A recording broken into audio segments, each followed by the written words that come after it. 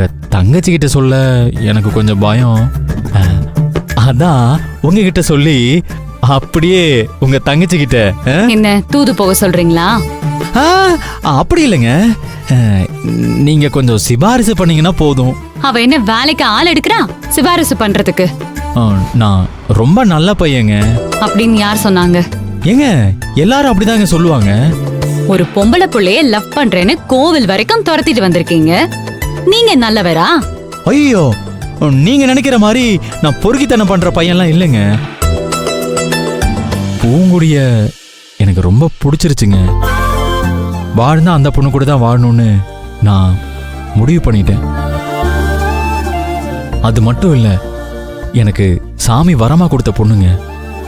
அந்த பொண்ணை நான் எப்படிங்க விட்டு கொடுக்க முடியும்? என்ன நீங்க எப்ப பார்த்தாலும் சாமி கொடுத்துச்சு சாமி கொடுத்துச்சுன்னு சொல்லிட்டு இருக்கீங்க? உங்க அப்பாவும் இதேதான் சொல்லிட்டு இருக்காரு. அது எப்படி உங்களுக்கு தெரியும்?